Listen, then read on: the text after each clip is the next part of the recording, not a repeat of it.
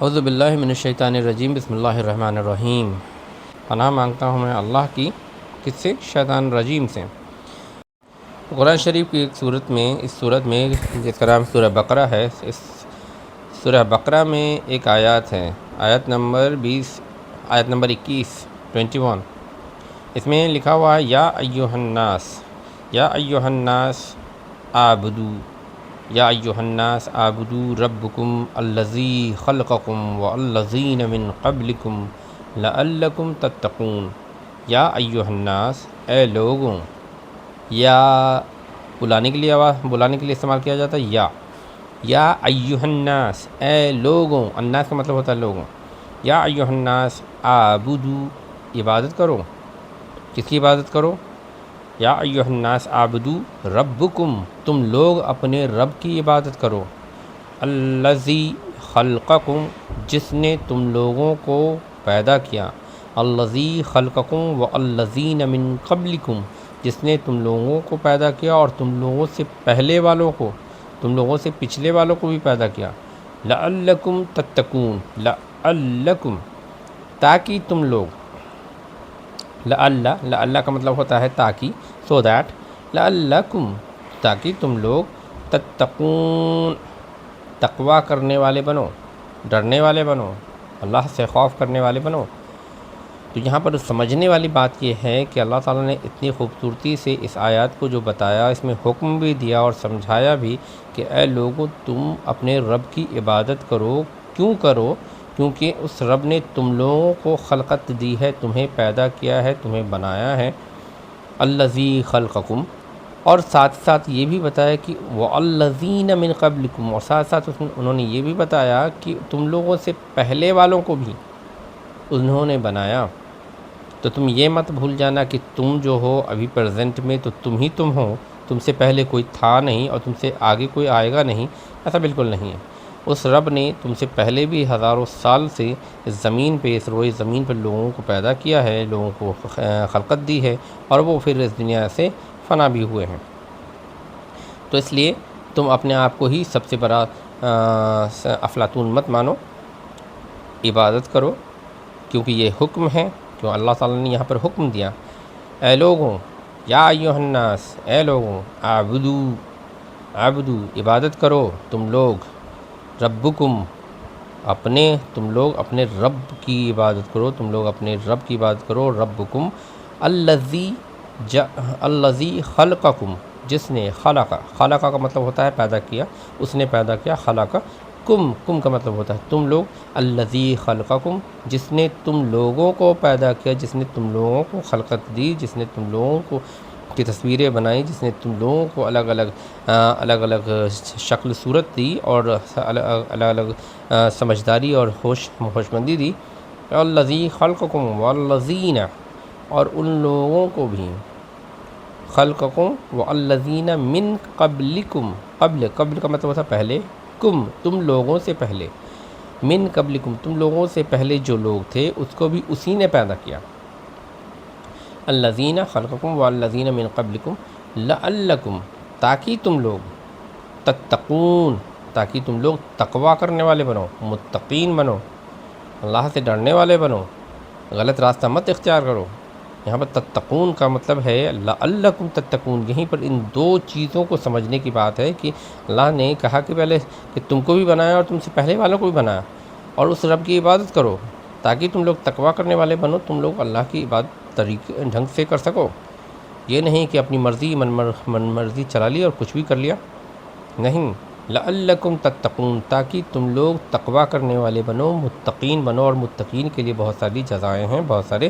انعامات ہیں، بہت سارے اجر ہیں، بہترین اجر اور اکرام ہیں۔ تو اس لیے اللہ تعالیٰ آپ کو متقین بنانا چاہتا ہے اور تقوی کرنے والا بنانا چاہتا ہے، تو اس لیے آپ کو اس طرح کی انفارمیشن، اس طرح کی نالج دے رہا ہے اپنی آیاتوں، اپنے حکم کے ذریعے، لعلکم تتقون۔ تو ہمیں اس بات کو سمجھنا چاہیے۔ آگے اور اس کو اللہ تعالیٰ نے اور کلیئر کیا کہ کیوں عبادت کرو اپنے رب کی۔ یہ تو بات ہو گئی کہ اللہ تعالیٰ نے آپ کو پیدا کیا اور آپ سے پہلے والوں کو بھی پیدا کیا، ایک تو پوائنٹ ہو گیا۔ دوسرا پوائنٹ اللہ تعالیٰ نے دیا الذی جعل، اس نے بنایا، لکم یہاں پر دھیان دیں، لکم تم لوگوں کے لیے، الذی جعل لکم الارض زمین کو کیا بنایا، فراشن فرش بنایا، بچھا دیا، الذی جعل لکم الارض فراشا والسماء بناء اور آسمان کو چھت بنایا، اس نے اس کی عبادت کرو جس نے تم کو بنایا، تم سے پچھلے والوں کو بنایا، اور اس نے تمہارے لیے بنایا زمین کو فرش، بچھا دیا جس پہ تم چلتے پھرتے ہو، جعل لکم الارض فراشا والسماء اور آسمان کو بناء چھت بنایا، تمہارے اوپر ایک چھت ہے جو آسمان کی چھت ہے، اسے اللہ تعالیٰ نے بنایا، والسماء بناء وانزل من السماء اور اس نے اتارا، انزل اور اس نے اتارا اور اس نے بھیجا، من السماء آسمان سے، من کا مطلب ہوتا ہے سے، سمائی آسمان سے، ماء مان کا مطلب ہے پانی، میں برسایا، بارش کی پانی برسایا،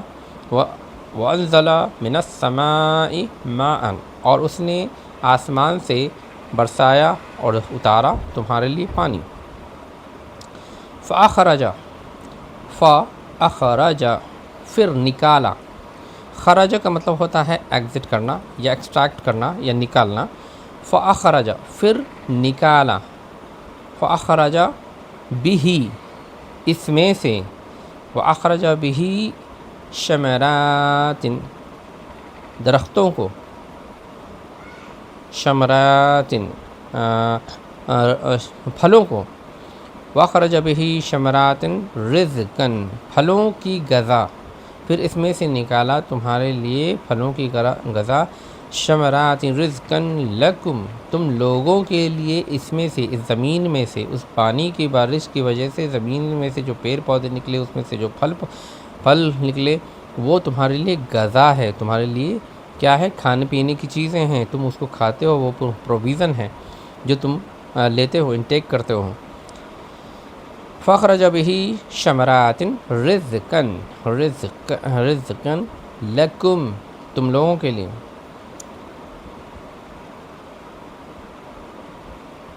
رزقن لکم، فتجعلوا رزقن لکم فلا تجعلوا، فلا پھر نہیں، فلا تجعلوا تم لوگ بناؤ، جعل سے جعلو بنا ہے کیونکہ وہ پلرل کو شو کرتا ہے، تو شروع میں لگا ہے تو اس کا مطلب تم لوگ ہو گئے، تجعلو فلا تجعلو للہ کس کے لیے، للہ کے لیے، اللہ کے لیے، تو لی سے شروع ہوا ہے تو اس کا مطلب کے لیے، للہ فلا تجعلو للہ اندادوں پھر مت بناؤ اپنے رب کے لیے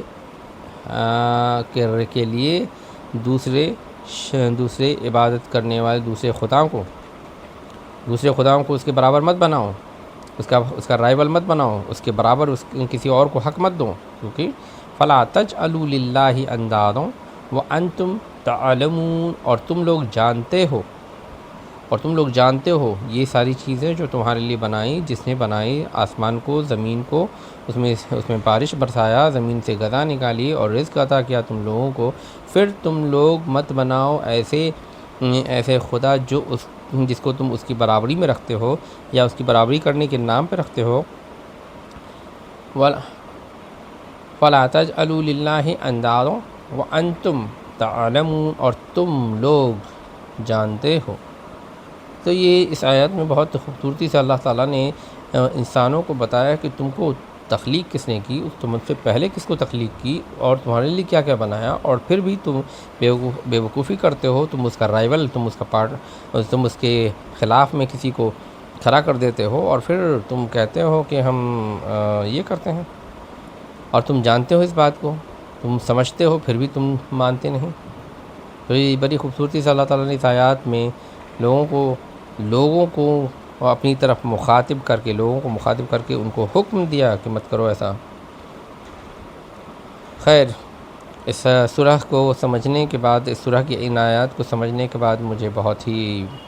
اچھا لگا، اور میں نے چاہا کہ یہ آپ لوگوں تک پہنچایا جائے تاکہ آپ بھی اس کو سمجھیں اور آیاتوں کو سمجھ کر پڑھیں، تاکہ قرآن شریف میں کن باتوں کا ذکر کیا جا رہا ہے اس کو ہم بہتر طریقے سے سمجھیں، اور سمجھ کر ہمیں یہ ایسا لگتا ہے جیسے کہ اللہ تعالیٰ سے ہماری یہ بات چیت ہو رہی ہے، وہ ایسے بتا رہے ہیں۔ تو قرآن شریف کی آیاتوں کو پڑھنے سے ایسا ہی معلوم ہوتا ہے۔